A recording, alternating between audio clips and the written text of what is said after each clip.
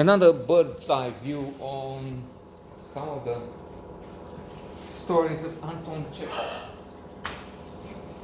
Um, the selected stories I mentioned in previous notes are included on the list of best 100 works of humanity, as compiled by Norwegian book clubs, as they asked John Irving, Umberto Eco, Nadia Gordiner, and others.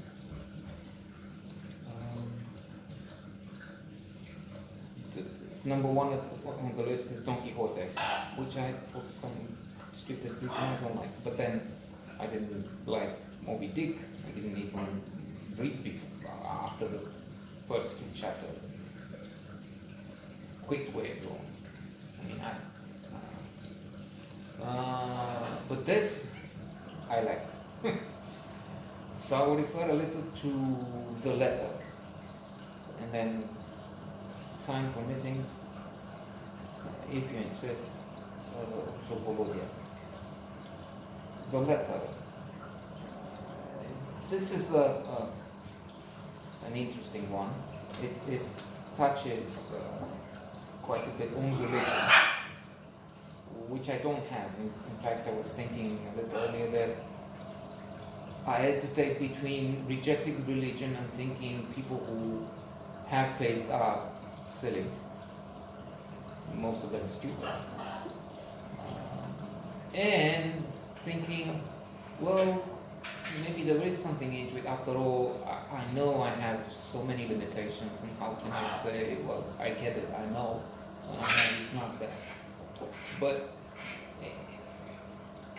it doesn't seem like there will ever be an epiphany, revelation, and I was like, oh my God, I'm so wrong. In the letter we have three characters present, and one is mentioned but not present. We have an old priest, father, who has had trouble with the authorities, with the church, because he seemed to have been involved in indulgences, what the Catholic Church did, up to the point where it infuriated a number of people. Martin Luther has had this as one of the reasons for his Reformation. And so the local priest was kind of selling absolution of sins for money. He has 9 children and they're following his footsteps, and he's a controversial. He drinks. Indeed, while they discuss, or after they discuss a little bit, can I have a little vodka? Let's leave it for tomorrow, says the deacon. So the deacon is the second character. And there's a dean. Deacon has a son he's unhappy with. He has, in fact, some news. Someone went to visit him. And he's living with a woman.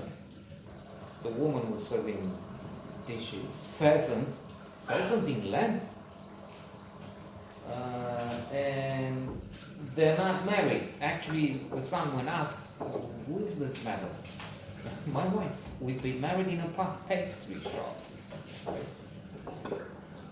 Even when he lived with his father, and the father kept going about doctrine, what is appropriate according to the Bible, religious rules, the son would say, why?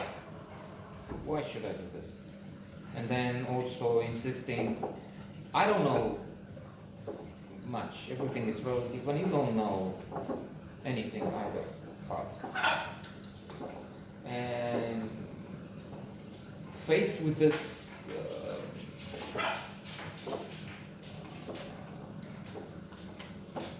involution of his son with his sins, living in sin with this woman. They have children. Maybe they live. So there's an issue there. Maybe they have chastity. They have platonic. No, their children born out of this connection. connection, this intimacy, but they're sent off to be raised somewhere else.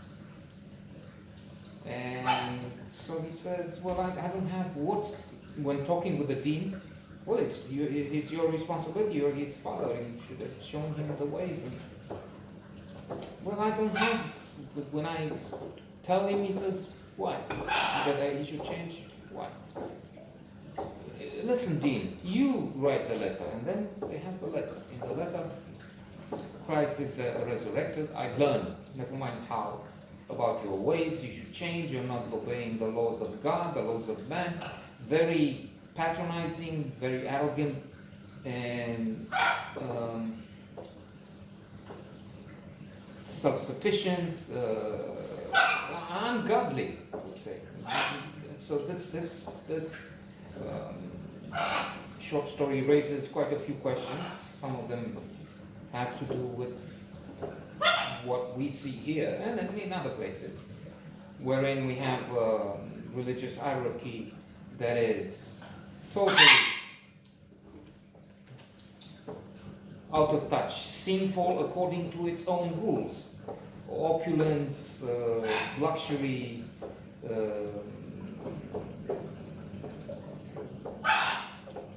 immodesty, devilish, really devilish, according to their own, again, book, lives. The patriarch, the leader, is an awful, disgusting man. I mean, he has a Maybach, which is almost as expensive as a car can be. He's not satisfied with a lavishing exorbitant Mercedes S-Class, the top of the... No, he's going further. I mean, what the fuck, man? You devil. So, okay. And as they act in real life, and of course, we have the Pope who's a modest man, but then his modesty has cast a light to the luxury of others who have also limousines and fancy clothes. And why is that? And immense buildings and live in a style which is inappropriate, not in accordance with that. An old question. I'm thinking, in the name of the rose, wherein there's also this, there's the crimes, of course, and such a complex book that they have the clash, even centuries ago, between those who advocated a simple, very modest life, following the example of Christ, and the others who not really.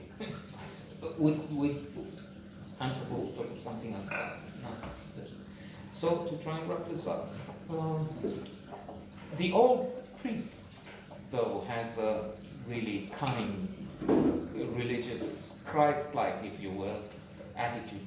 He says, don't send this letter. After they finished and Dean has castigated,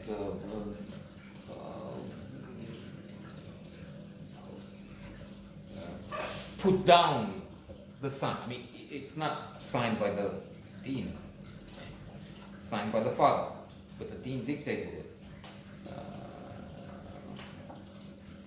And it's not nice. And so at the end, the father still makes a somehow mistake, which is, it's delightful because it's also fun in a way. He writes something about an event happening in the neighborhood, which is, as Chekhov says, annihilating the power of the damnation message from the dean, dictated by marvelous.